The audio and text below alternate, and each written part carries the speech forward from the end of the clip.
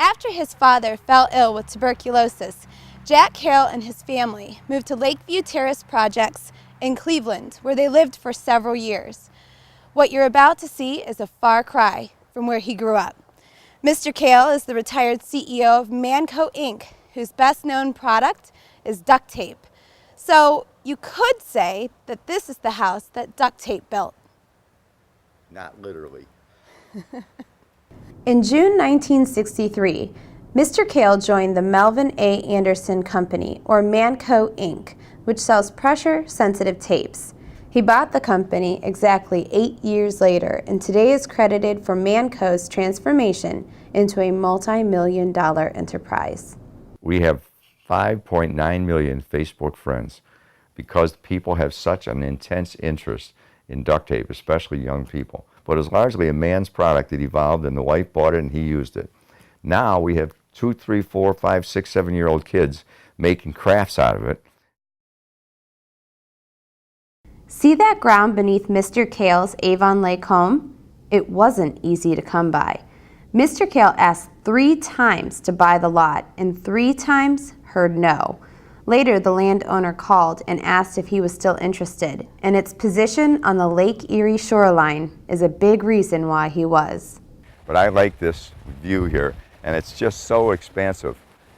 And it changes all the time. Yesterday it was roaring, today it's calming down. Sometimes it's crystal, clear and very blue. And sometimes when the northeasters come in from Buffalo, you cannot believe the 14-foot waves that cause splash that come up on here. This is an old schooner wheel I bought in New York. It was 150 years, so it's about 160 years old. And I had it mounted on this thing. And some of my friends come over here and help drive my house to Canada. They give all kinds of orders. They have a lot of fun with it. The home Mr. Kahl built is brimming with incredible features. There's a pool, a beach house, and an upstairs workout room accessible by elevator.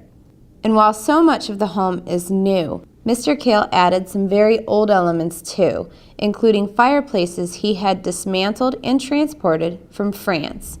Down in Mr. Kahl's lower level, there's an eye-catching wine room where he hosts wine tastings, and adjoining it is a sizable, well-stocked wine cellar.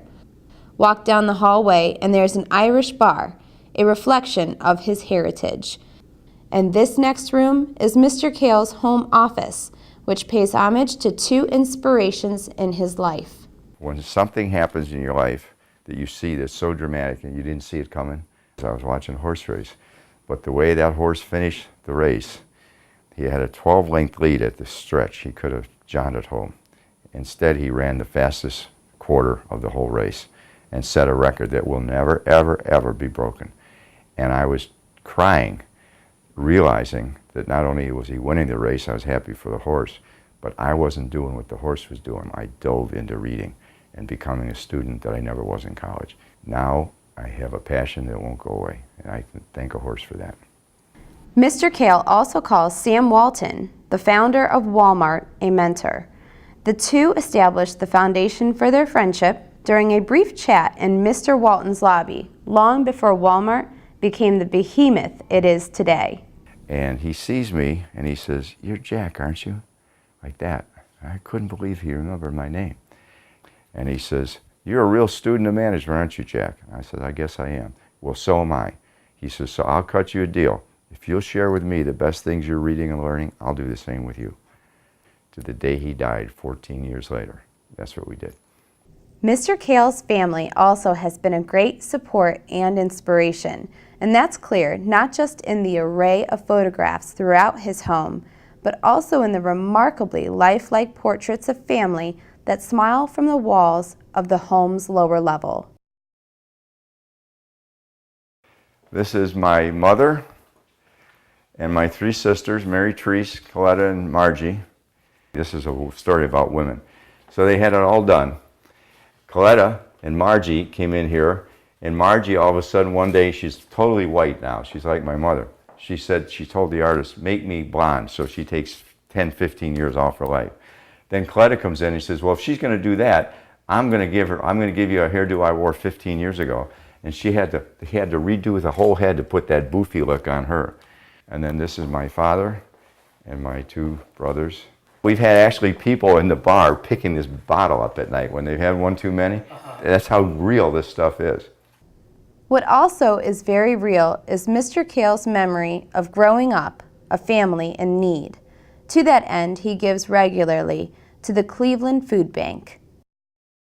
During that time, we were living on welfare down in the projects.